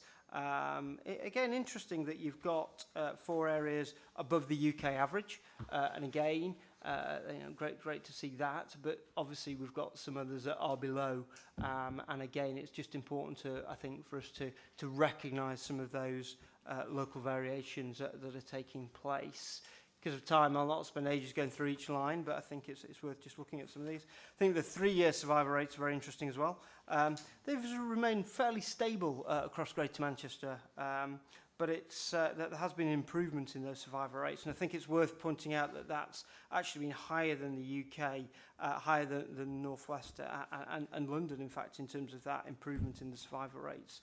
So some really interesting and I think some quite positive messages to take there. I'm just going to run through a little bit now, and there's a lot of text on this slide, and apologies for that, but there's a number of key programmes that are being funded through the combined authority. We're involved in a number of those, but what we aim to do is pull all of that support together to make sure that the right people get the right support when they come into the Business Growth Hub. The one at the top's been going for quite some time now, which is our own growth startup programme, which is really aimed at those startups that have got real growth potential, those that have got that ability to reach a turnover of 250k or employ 5 people within the first 5 years of trading, and that's a well-established programme. We've got the Prince's Trust Accelerate Labs programme. That's aimed at a slightly more specific demographic of those under the age of 30 that are considering those self-employment routes. We've then got the Learn Direct Start and Grow programme that's specifically targeted at the unemployed. And then a more recent programme which has been very much of a collective exercise to bring together the collective of Greater Manchester, with the local authorities getting involved in that, with housing associations and others, working with ourselves to pull together a collective approach that draws down European funding to provide a more comprehensive Start Smart programme, which has a particular focus on really outreach, raising awareness about self-employment, and particularly targeting those more deprived neighbourhoods and underrepresented groups and communities. So that's the current mix of programmes, and you know, we continue to evolve and develop. We have recently introduced a programme called Spark to Scale, which is more of a cohort-based model, which brings early-stage businesses together, those that are less than 3 years, together as part of a cohort to learn from one another. And what we found with that, and I've attended quite a few of those sessions, is that what people find when they're attending those, it's one thing when they're seeing their startup advisor or and they agree a set of actions and they say, well, I'm going to go and see Bob or Sue again in 3 weeks' time, and they might not have done those. It's quite a different thing when they stand up in front of their peer group and say, I'm going to do this over the next 2 to 3 weeks, and then stand up again in front of that peer group to say, this is what I have achieved in that 3 weeks. Actually, we see much more traction. We see them collectively working together to raise their ambitions and raise their aspirations, and they get on and take action much more quickly through that. And that cohort programme of Spark to Scale has been a real success. It's recently been highlighted by the Scale Up Institute as a national exemplar, and we're very proud of what's coming through on that. I've got some stats that I can share with you on that if you've gotten to know a little bit more. I've got a great success story here with eLucid, Manchester healthcare company, founded back in October 2013, very much about driving improvements in healthcare and patient safety using digital technology. We supported them. We helped them develop their business strategy within the medical technology market. We really helped them target the NHS supply chain and worked with a number of partners to do that. And we work particularly with the Manchester Academic Health Science Network, and that's been a really important part of that partnership to make sure that business has got the very best support that it needs. We got them onto an NHS pilot program. We helped them get some finance and from within the growth company, and they're doing very well at the minute, and have recently taken on 5 people to develop their activities, and that's a great success story at the moment. The next one is something called View It UK, a spin-out from the University of Manchester, actually, really looking at data management analysis, visualization reporting, and a really interesting organisation. And again, we work with them, developed a growth strategy, working with them, and really looking at service development, looking at staffing, looking at marketing, potential competitors, a full package of support. And it's significantly increased its income and is on track to hopefully achieve £500,000 sales by year 3. 3 brand new senior positions have been created, and they're certainly taking on more staff at the moment at very advanced levels. So a great, hopefully a couple of examples that give you a little bit of an insight into some of the businesses we've been able to work with. So what about the future then? What are we going to do next? Well, we've got the rollout of our Start Smart programme that I mentioned a few minutes ago, which is the collaboration bringing together local authorities and housing associations, and that's focusing on the outreach activity. That's live, and that's going to be rolling out over the course of the next year. And then we have been successful in attracting some funding to develop a larger scale startup programme, which is going to really bring together all of the pre-start, startup, scale-up support that's available into an integrated package. And we've got some funding in place. We're currently going through a process to bid for more funding for that. And that's going to be able to work with, again, specific target groups, but on a larger scale than we're able to do at the moment. I think it's also worth flagging the work that the LEP is undertaking on this. The Local Enterprise Partnership are undertaking work on startup and scale-up. There's a working group of the LEP. We're working very, very closely with that team, and I had a meeting with them earlier this week. And again, they're very keen to focus on that movement through of these startup companies through into the scale-up programs to make sure that Greater Manchester achieves its potential on the scale-up agenda. So a bit of a rapid run through of some of the detail in there, but hopefully that gives you a flavour of, there's a lot of great stuff going on at the moment. Greater Manchester is doing well on startup. There are variations across the piece, but as a whole, we're doing well. And we're currently doing a lot of work to further expand that startup journey and take people through down to the scale-up opportunity. Okay. Thank you for the presentation, Richard. I found it very helpful, actually, the fact you've got comparative data across Greater Manchester in the report. That's very helpful indeed. Before I open the question, can I just ask one clarification? In terms of startups, the figures that you've got in these tables, I presume at one extreme you've got spin-outs from universities. At the other extreme, you've got Uber drivers. So it's that, I'm right in saying that, it's that spectrum of people.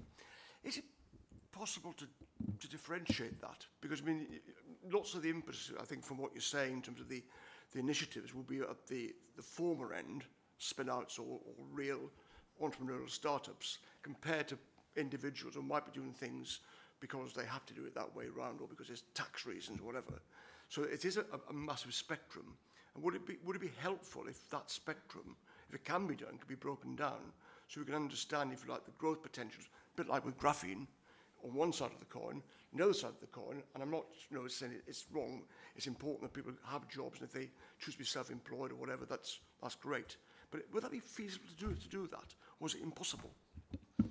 I don't think it's impossible. I think it's always interesting whenever you deal with any brand new startup and look at their growth potential. It's if we could all predict exactly how they were going to grow, then we'd all be quite wealthy. But I think what we can do is clearly identify those people who are doing this and aren't intending to take people on. It is more of a lifestyle choice, or it is something that they're choosing to do as an alternative to employment or what have you. And I think the programs that we've developed in here do segment that out in terms of the type of people that we're looking for. So our Spark to Scale program clearly is looking at those who have a very high potential to grow and be one of the future scale-ups. Whereas at the other end of the spectrum, we have a lighter touch support. Not that that's any less important, and it is important in terms of tackling some of the aspects of getting some of those people, especially those who are unemployed, into work.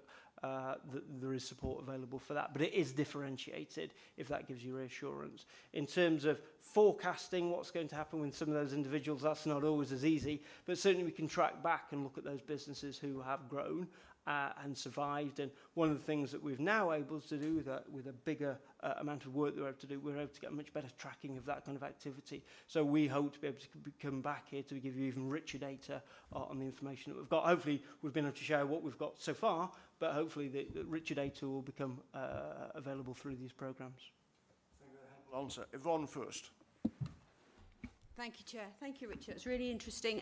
In fact, Chair's made the first point I was going to make about we would like perhaps a more general breakdown of the startups because it does make a lot of difference, I'm sure, to the statistics, whether it's individuals or groups and so on. And also I'd like to know more about the breakdown between manufacturing type startups and more, for want of a better term, office-based service type startups, because I think that's really important.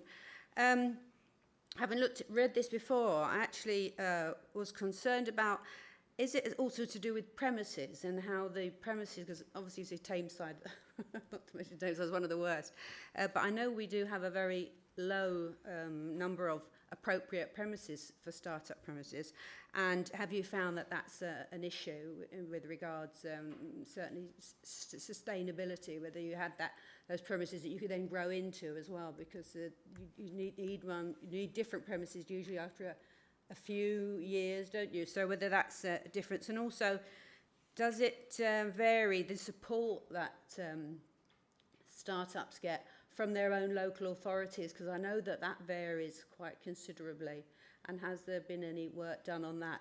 Some of the areas that have been very successful, have you found that that's been because they got perhaps a better level of support earlier on? Because as you've highlighted, people that go for support early on tend to be more successful than those that don't.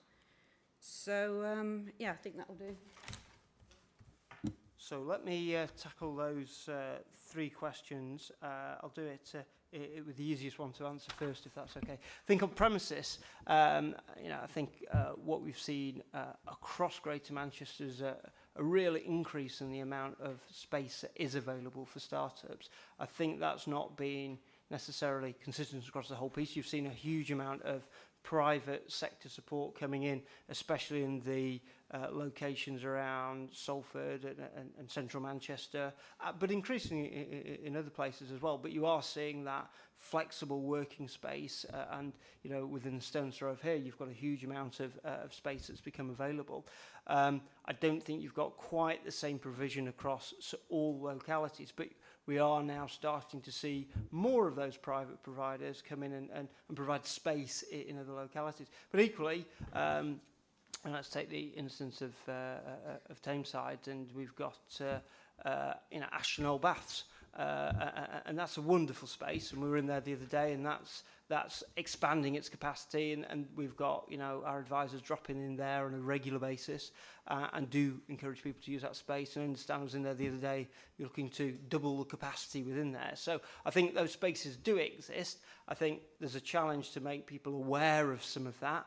that you haven't always got to go into some of those. And but I think, you know, that's certainly an iconic place. It is a great example of that being in place. But I think it's something we're keeping a very close eye on, and I think it's again something from the breadth of work that we're doing, we're able to identify. And if there are gaps, we can work with you know, local authority colleagues and identify where there is that additional demand that might not be met. And I think that's one of the big advantages of these programmes that we're able to introduce now. I think in terms of the variation across local authorities, again, one of the things that we've got with the programme now is that we've got that collaborative approach, so there is a greater, if you like, consistency. However, what we are doing with each local authority and the offices is identifying where people want that local prioritisation to be. So in some areas we can dive in and say, look, we've got a real issue in, you know, X, Y and Z ward, so we'd like you to focus on that, and some local authority officers have asked us to do that. So there is variation, but where there is that variation, I think sometimes it's intentional because we're trying to target a local issue that's been identified. I mean, I don't know whether there's anything you want to add to that, Annie? Or? I mean, I think as Richard said, the Start Smart programme is relatively new. The funding only came through for that at the back end of last year. Prior to that, there was a variation in the amount of support that was available in different local authority areas. That should be reduced over the next kind of year or so when we get a more coherent picture across Greater Manchester. I think when we were looking at our stats of what we've been doing over the last couple of years, there isn't necessarily, we'd like to say that there was a really nice trend to say we've done lots of work here and it's translated into the numbers, but actually because an awful lot of people starting a business don't go and see anyone, maybe an accountant, but you know, they're not necessarily seeking services. There isn't necessarily a nice correlation between we've done lots of work in this ward and then we've had lots of startups, and you can see that's translating into the figures. As Richard said, there's an awful lot of work going on with a range of housing associations to get to the real priority groups. A lot of work that's gone on in Oldham actually with a range of housing associations, and really strong work that's been operating with the council over the last couple of years. We're trying to roll out the best practice from that out to other areas, and I think, as Richard said, the kind of local authority planning work will be doing in the next few months around the more coordinated longer term startup programme. We'll start to make sure that what is delivered is very much tailored to the needs and the strengths of each individual local authority area. And then in terms of answering your first question about the sector split, and I wanted you to check whether we'd put it in here, and we haven't, so it's remiss of us, and we can come back and have a look at that. But we don't have that data, and I'm not going to make that up now. But certainly, you know, from the work we've seen a huge increase in the amount of tech-related and technology and digital-related startups seen, and the statistics really do show that coming through, that's been a really big uplift over recent times. So that there's a lot more activity taking space in that particular sector. But we can certainly provide more, and I'll go back and have a look at that. Okay. Time is marching on, so can we take questions in twos, please? So we've got Barry and then Susan. Thanks, Chair. I just wonder, I know the figures you showed at the beginning showed that startups have increased dramatically, well, fairly significantly, but survival rates are declining somewhat. I wonder whether those two facts are related, because anecdotally, I get the impression quite a lot of people who start up a business, they've been a lifetime as an employee, they get made redundant with a sort of redundancy payment, can't find a job and think, oh, I'll start up as a self-employed mechanic or hairdresser or something. And a lot of them haven't got the skill set to actually run a business. Years ago, I used to be involved in the periphery with an organisation a bit like yours, and the best advice we used to give to people was don't do it, because you're probably going to lose all your redundancy pay. And I just wondered if people, I know most people don't come for advice, but if those who do come for advice, is that one of the options that's offered to them? Because whilst it might look pessimistic, realistically, you're protecting people, I think, really, who've got perhaps a rather simple idea of how running a business, think that they're all going to be millionaires in 2 years and so on. Thank you. I think the first thing is possibly a statement, and then the second might be a bit more of a question. So under future planned activity, can the LEP and the Growth Company ensure that they have a direct voice into their projects and work programmes from adults in their 20s who are involved in business? This would be young business people. And I would suggest it should be something systematic, and it may be something like a young business person's panel that you might want to have communication with. I just wanted to put that forward. The second thing I am interested in, which comes from the report, is it reads like there is a mismatch between support for start-up business that's available, which seems excellent, and businesses that do seek support. I know you've spoken to that agenda somewhat, and you've been very realistic, thank you. But nevertheless, I want to hone in on that. So I actually would pose the question, what is being done to close the gap? And you might want to come back at me and say, well, we're not sure how much we want to close that gap. I think there's quite a bit of dialogue to go on there, isn't there? I would like to close that gap. Do the services need to operate after 5 p.m? Should the services put up some supermarket stalls, for example? Are some of the answers going to be simple? I know you've talked about the role of housing associations, but I wondered about what we call outreach, actually, into communities in that sort of a way. So do we need to be, with these services, these business support services, do we need to be more in reach to communities? So on the first question, the kind of relationship between startup and survival rates, you're absolutely right. I mean, it does vary across the patch, but generally if areas with high startup rates tend to have higher failure rates. That's the same in Manchester, that's the same in London, high startup rate, higher failure rate. If you have more people going into the top of the funnel, you know, you're going to lose more people down the side. Particularly people who are maybe claiming benefits, thinking about moving into self-employment as a route into work. There have been a number of changes made to benefits over the last 2 years. Very, very detailed, not for the kind of time allowances that we have here. Safe to say, for a lot of people, if you haven't got a realistic chance of earning a good amount of money through your business, you know, probably making about £1,000 a month profit, and a lot of companies are, and you can't always tell in the first few months, but if there isn't a realistic chance that you're going to be earning a decent amount of money, we will be actively saying to people, this is not really maybe appropriate for you, either at the beginning of the process to say, you've come and listened to a talk about what self-employment is about, that might not be for you, can we direct you through to local employment and skills services, through to local ESF programmes. There's an awful lot of work going on in the first 12 months of businesses through the new programme to help people, and it may well be that they do quite well for the first 6 months, and then actually, you know, some of their marketing needs refreshing, or they need a bit more support, or actually that the market isn't there that they thought was there. You know, how can we help them then go through to other employment and skills programmes available in the area? And that's very honestly one of the main reasons why we've been working really closely with DWP's provider of startup services, who are very well linked into what Job Centre Plus are doing, and with local authorities and with local housing associations, so that as we're engaging a number of people in the startup programme, we know that there should be and there will be an awful lot of people not necessarily going on to start successful businesses. So how do we route them into other positive opportunities? On the second question, the new startup programme that started kind of just before Christmas is very much focused on outreach. Prior to that, an awful lot of the services were responsive. I think Prince's Trust on their work will have done an awful lot of kind of outreach work with the under 30s, and I know they're working in a lot of the most deprived wards across GM and have been for a long time. In terms of our programmes, though, they have been more responsive. It took us a while to get some funding agreed for the Start Smart programme, but at the moment we are in the process of developing kind of a programme of events and activities with housing associations and with the local authorities who've been kind enough to put in match funding, specifically targeting the wards where you want to see more people access this kind of support, particularly looking at how we link in with other local business networks or with facilities like Ashton Old Baths to make sure that the service is properly plugged into the local networks and to provide a bit more support. But as I say, it's relatively early days, but the whole point of that programme is to do a bit more outreach and to focus on the specific either, you know, startup awareness raising issues in an area, or to help focus businesses a lot more on the sustainability.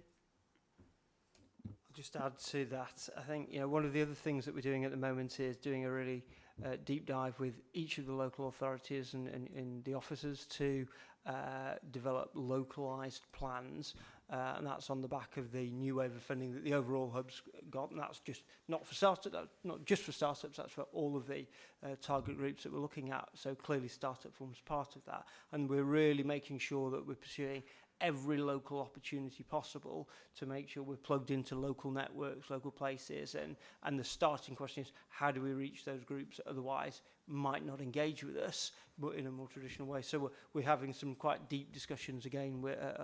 You know, we know some of the routes that work well, the referral partners that work well, and we'll build on that, but we're constantly saying, who else is it that we need to be working with and where else do we need to be? In terms of your notion about the adults of their 20s and having a group of people, I think that's a really interesting idea. I mean, I know that Simon and his team are very closely involved in all of the various groups that the mayor's setting up, and the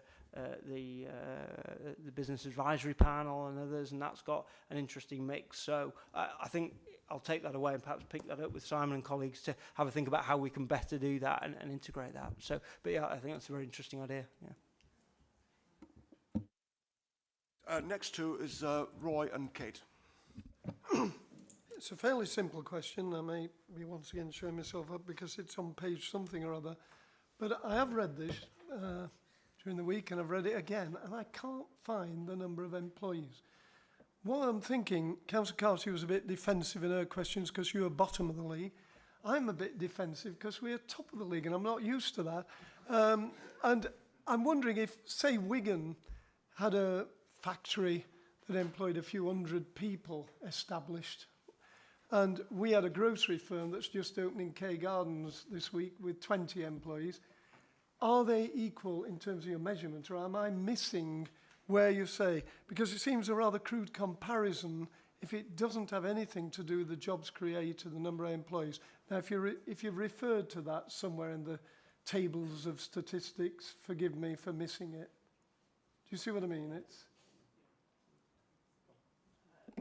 so Kate. Sorry. I was going to say you were going to take a few together, weren't you? Yeah. I've got 3 questions, but I think a couple of them will be quite quick. First of all, this idea about 2/3 of startups surviving, not surviving their first 3 years. But I know that you hear this statistic, and I can't recall the specific details, but often, you know, successful businesses, they say the person who set them up has failed in 2 previous attempts. I think that's what I've heard before. So I wondered if the perception was it's part of entrepreneurialism and there's not a lot you can do about it, or, you know, how much better can we get at that? If you see what I mean. Secondly, in 1.4, you talked about people not accessing the advice. I wondered, I mean, if I was setting up a business, to be honest, the first thing I would do would be to ask Google, because that's what everybody does. But if I ask Google, would it direct me as a resident within Greater Manchester to the growth company? And lastly, just in terms of this, the task and finish group that you mentioned in 4.3, I wondered it'd be quite interesting to know what the terms of reference were, the breadth of that task and finish group. Particularly interested in whether it's looking at the differences between different minority, ethnic groups, gender groups, that type of thing. Thinking about it, that would probably be huge because you're looking culturally at what the differences might be. But I wondered if that was covered at all in that task and finish group. Thank you. Oh, sorry. Thank you. Okay, so I'll run through some of those. Is that me? Okay. In terms of the churn rate, as you often say, you know, businesses failing isn't always necessarily a bad thing, because it may be that idea is not the right one, but the second or third one may be. I think the issue is making sure that we have got good planning in place with those businesses so that there is a higher chance of it being successful, but equally making sure that the businesses don't carry on for so long when it's not going to be successful. And you can see people going through rounds and rounds of funding when actually it's not going to be a success.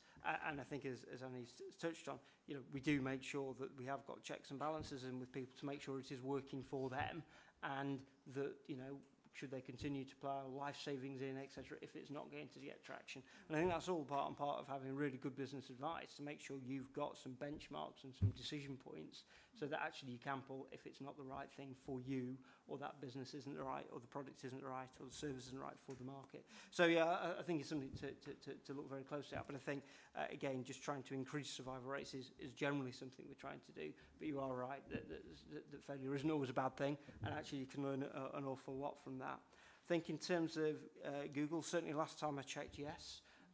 It changes regularly, so I haven't checked for a few days, but our team are very on to that. And I think, you know, the Business Growth Hub's got a very good track record of activity across not just the Google but social media. We've got a lot of followers, and we've been very, very active in that space. And more importantly, our partners have been very active in that space and making referrals into that. So there's a lot of coverage of that activity from where we go. So we do take that search engine optimization very, very seriously. We've been doing quite a bit of work with Google actually recently, where we Google Garage that helps provide digital training services. We've been doing quite an interesting piece of work to get more people using that so that our clients have a better understanding of some of that technology as well. And that's been an interesting project to work on. In terms of the scope of the group, I don't know whether Michael or Simon are better placed to talk about the scope of the LEP Startup and Scale Up group. I've been invited to a couple of the sessions, but I don't know whether you want to tackle that one. Well, very briefly, so the GM LEP has set up a 4 task and finish group to look at a number of issues where actually a bit more research and a bit of kind of deeper dig to kind of understand what the issues are and then come up with some recommendations and actions around them. One of them has been around the adoption of digital technologies in the Manchester business space, which there's a report that one of the committee members, David Birch, will be producing at the next LEP meeting. But there's also a piece of work around startups and scale-ups to particularly understand, the spatial dimension of where startups are happening and where scale-ups are happening and how you kind of improve the journey to scale up. And that's being led by Lorna Fitzsimmons. She is feeding back to the GM LEP in mid-March, the next meeting, about an interim findings for that. And then there will be some recommendations that we've made to the LEP probably later on in the spring. And if I can then tackle the question about employees, the vast majority of data that we're looking at here is sort of brand new companies where it tends to be an individual who is starting up that business. So this doesn't necessarily look at businesses that have maybe moved into the area, that are new to the area, but not necessarily startups. So I don't think we have that data. We have the data on businesses that have grown over time, from the businesses that we've worked with, and perhaps, but that's not captured in here, but it is something we could certainly have a look at, and I think that might be something interesting to capture as part of the work that the startup team are looking at in the LEP in terms of capturing some of that data about the growth of those businesses to provide that employment data as well. So I understand the question, but at least you didn't tell me it was on page 6. No, it's not. No, okay. I think I've answered all the questions. Hopefully I've answered all the questions. Employees it creates, and as the overall picture, I personally am not too worried if it's in Rochdale's growth figure, because it's only 1 mile from our town centre, for example, and vice versa. Haywood people come and work in Bury, but I think overall the picture's very good, and I think this is an excellent report. But I think how many employees after 3 years it's created in terms of jobs is the thing we want to know, isn't it? Thank you. I think you make a very valid point there, actually. I mean, I think, obviously this is evolving. I think, we need to see some more granularity in terms of understanding the figures better, as from my very first question, really. But obviously it's you're in a startup situation, really, from this perspective. So it'd be interesting to see how that develops. Before I just do the final summing up, I better ask John if he's got a question. I haven't stopped him last time around. Right, one last question then, Chris. Yeah, it was just a point, Chair, that maybe for future reports we may be able to distinguish between the startups and the survival rates of companies that have taken the advice from the growth company and the other support that's available to them. The other thing I would like to say, I mean, I really like Susan's idea about having this youth panel. So if you can take that on board. Young adults. Yeah, young adults. Sorry, I mean, Freudian slip. Young adults. I think it's a really good idea. So I think, and I say, we look forward to future reports, coming from you. But I've got one little question. In your report, you actually say that the current EDF programmes are due to come to an end in September 2018. A new startup business support call is due to be released in the first week of March 2018. Has that happened? Yeah. Good. So we're moving forwards. Many thanks for that. I mean, you're doing some good work. Thank you. Oh, sorry, I missed one thing, actually. We're supposed to say, are we happy about the approach to the startups going forwards, the approach to the growth hub? They've asked for that.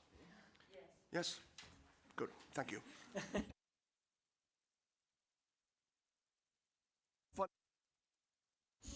Yeah. Post 2020. Yeah. So just not maybe quite as glitzy as graphene, but equally important. This paper is looking at future of European funding post 2019 and where we go with that. ERDF funding has funded both the work that you heard about on graphene, National Graphene Institute, and the GEEK is also funded in the Business Start work, and that will obviously come to an end when we leave the EU. Although we think it will probably carry on during that transition phase of 2 years, or however long that transition phase ends up being.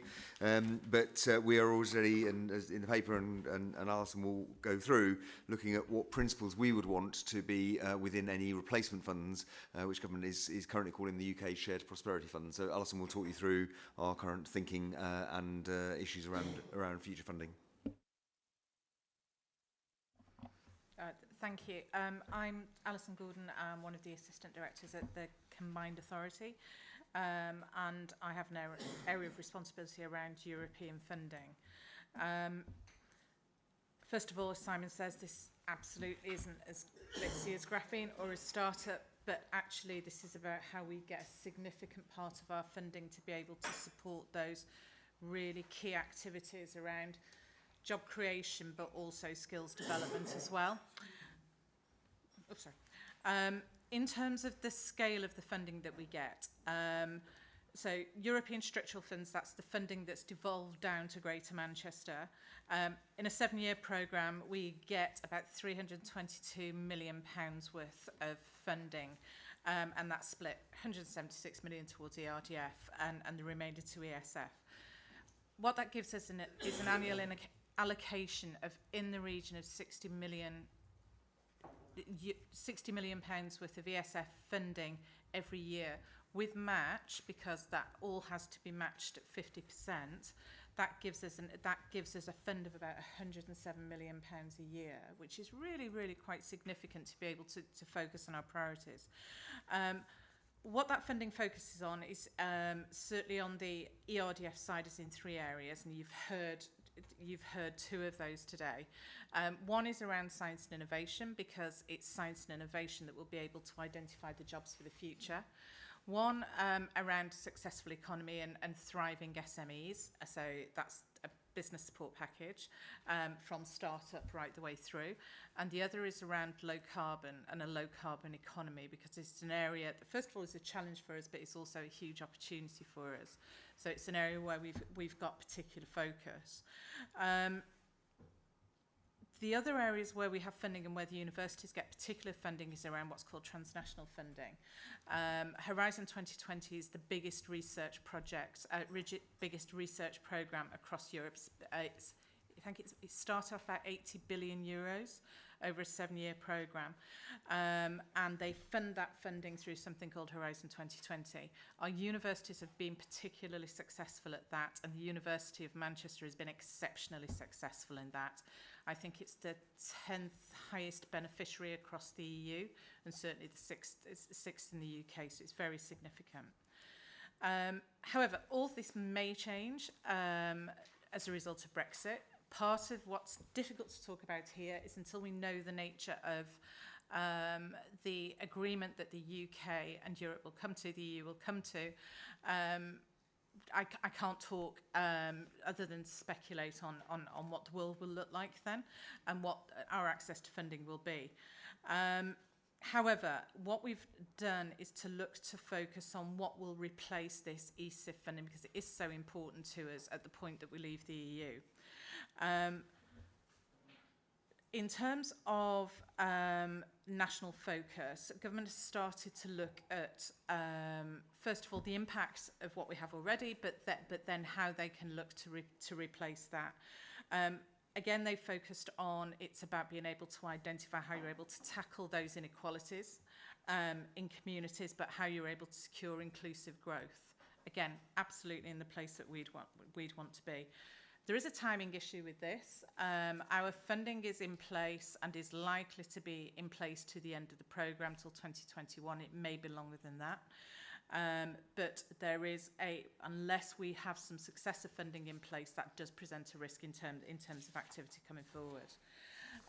In terms of very quickly the principles we're looking at, some of the good bits of what we have already. The ESIF programme is a 7-year programme.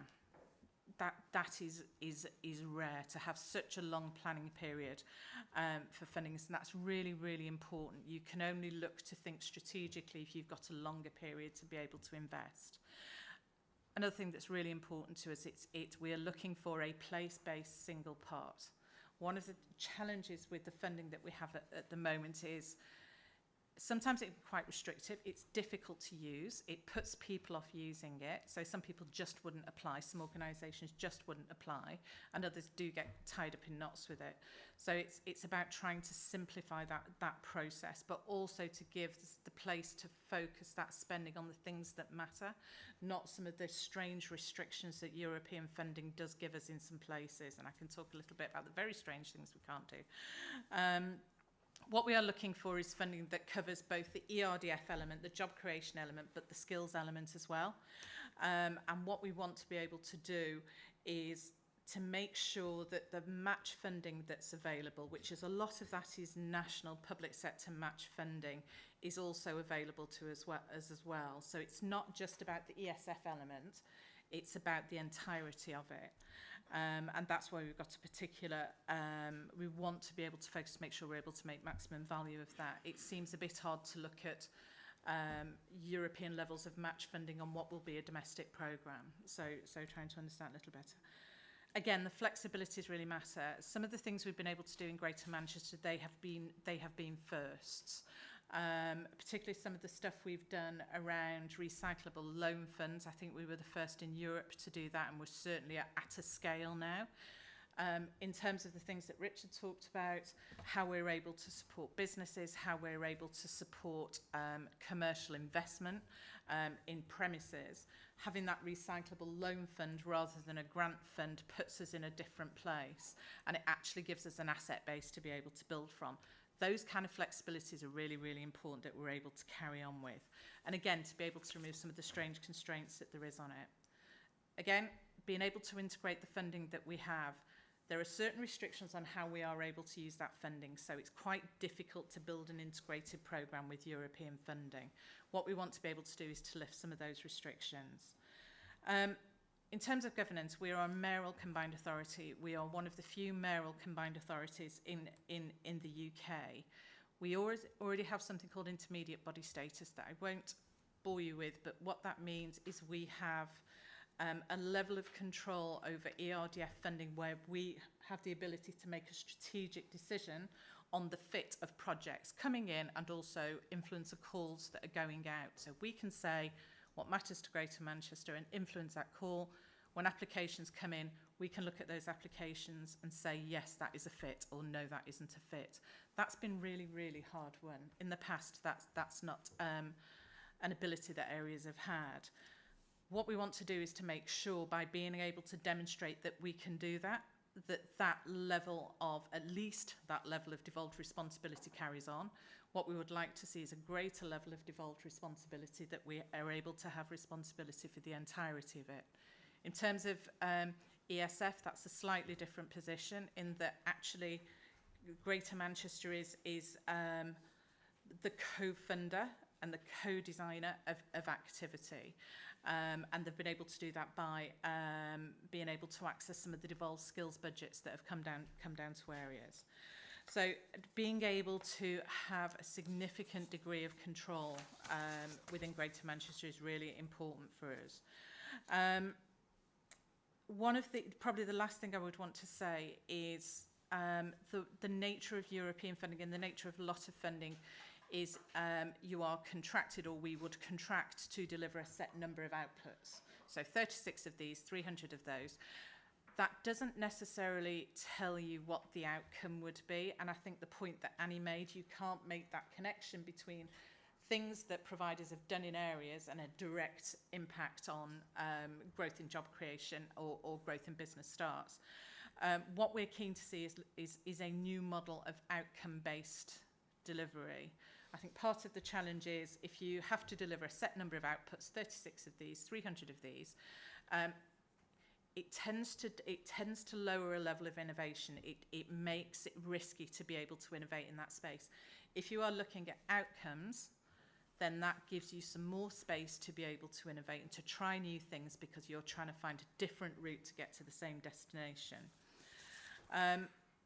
There is another issue around state aid. We're not entirely sure where we're going to be on state aid yet. And there's quite a few, I'm sure there are quite a few questions about quite where we're going to end up. The challenge is we actually don't know where we're going to end up. So this document presents our ask of government, in effect, our proposition into government of what will replace funding, and this is our kind of best fit. But again, we don't know the broader context of that. I'm happy to take questions. Thank you, Chair. Thank you for that. Questions? Elise, and then Sarah. I'm delighted to see this come forward. I think it's really important that we get ahead of the curve and that we think about what it is that we actually want, what we think we need, how we'd like to work, so that we can actually make that proposal. So I really think that it's great to be already working on that, and actually to be quite far along, I think, in the thought process of what we want. So that's really good. I don't disagree with most of what you've said. In fact, I don't even disagree with this, but this is kind of what I want to focus in on. And it's when you talk about outcomes, which I think is the way to look at it. But I also think we need to kind of consider a restorative approach to how we deliver things. It's not about us doing things for people. It's not about us doing things to people.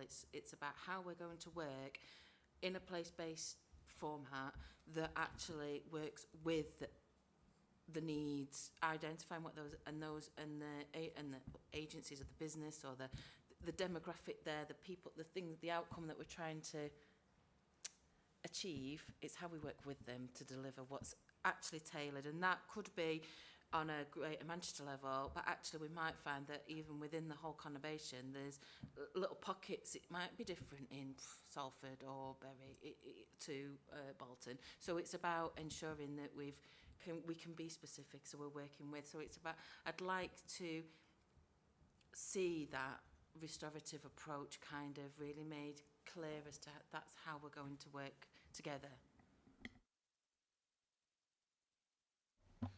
I absolutely agree. Susan. Thank you.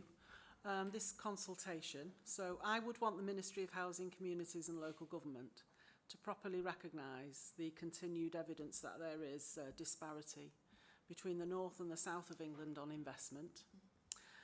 The Ministry could also be advised by the GMCA what other matters can have a negative effect on the same matters the Shared Prosperity Fund will improve. So the standout one there is inclusive growth. Yeah. We've raised these matters before at committee. Well, some of them. So over-powerful vested interests can get in the way of inclusive growth. I just think it's an opportunity to say some wider aspect issues on this. And this can include land developers and sometimes poor employment practices. My view is government should address this, as local communities should be empowered to achieve growth. Because this is very much about the finance, and this is very much about the finance that is so important to achieve the Greater Manchester strategy. But there are some other, if you like, democratic issues and some other issues where we would want government to understand at the same time we would want them to pay some attention to. Some of us mind that we feel that there's not enough public say in what happens to land, for example. The only other things I would add is that transport investment is vital alongside the Shared Prosperity Fund. vital for skills access and vital for jobs access. So that's why I want to add that today. And then the other thing I would add is, in the Shared Prosperity Fund, support for social enterprises, cooperatives and small businesses should be prioritised. And I feel you have told me today that small business support is prioritised. I'd appreciate seeing the additional things like social enterprises and cooperatives. And I do recognise that I think it was at our last meeting where we went through a fair bit of that, but just to see the language is useful. Thank you. I think one of the things that the Shared Prosperity Fund would hopefully do, and one of the key proponents of that, is that the focus is on reducing inequalities, and that's inequalities between areas but also within areas. So if we can get the amount of flexibility that we would want over any Shared Prosperity Fund, I think that puts us in a place where we can start to, we actually have a flexible fund behind us that we are able to make our own decisions, rather than there will always be areas where we have to fit within a national framework, but actually having that a truly local devolved fund would make a difference for us. Transport is absolutely right. Transport is important. It's hugely expensive, and transport funds come to us in a different way. Although we have in the past been able to use European funding to be able to support some of the bigger transport investments. You're absolutely right. Transport infrastructure is absolutely critical.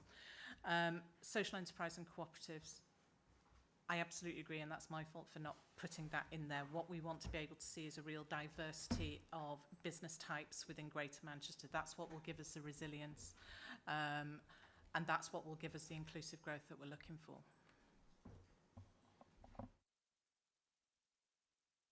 In that case, can I just sum up perhaps? I mean, this is evolving quite clearly, and I have to say I thought the paper was a little bit light in some detail, but your supplementary paper has covered those items off. So thank you for that. What I took from this, it's a half full paper that I can see some advantages going forward, and I applaud that. And you've used certain phrases in terms of an outcome approach. Fully agree with that. I think in more flexibility, agree with that. There's another phrase you've got in here about, I mean, I would say is reducing bureaucracy. ESI funding is managed through a very complex process. Well, if you do that, you get more money to the sharp end. So I took a lot of pluses from this document, I have to say. And clearly things are moving forwards. I think you seem to be very positive in terms of the funding lasting for the appropriate period of time. And clearly the sort of the proof of the pudding then is getting additional money from government, you know, when we actually do leave the European Union. But I think the way in which you could use that money with more local control, using the things that you've illustrated in this report, I mean, I think it's a great positive actually, and look forward to the way in which that money, you know, that we will hopefully get from government can be invested, can really drive Greater Manchester forwards. So thank you for that.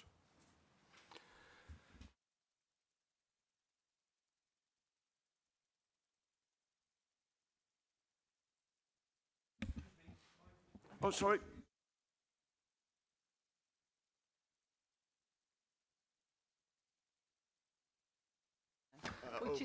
Very briefly, we just continue to work on the work programme. Really pleased to report that the Task and Finish Group are meeting on Monday to discuss the Employment Charter. There's one item that we'll just work with officers to ensure that you're fully cited on the Working Well programme, which is being proposed to go out to procurement, is that right? And going to the combined authority is mentioned there. So all this is just about making sure that you are informed ahead of the game about key aspects of your work areas, your topic areas, before it goes to the combined authority. So I think that's about all. Just one more, could you just let us know where we're up to with the Task and Finish Group? Yeah, we're meeting on Monday. We're meeting on Monday to discuss the consultation on the Employers' Charter isn't it? Yeah. So and then we're just finalising arrangements to meet with the colleagues from the university on the inclusive growth unit.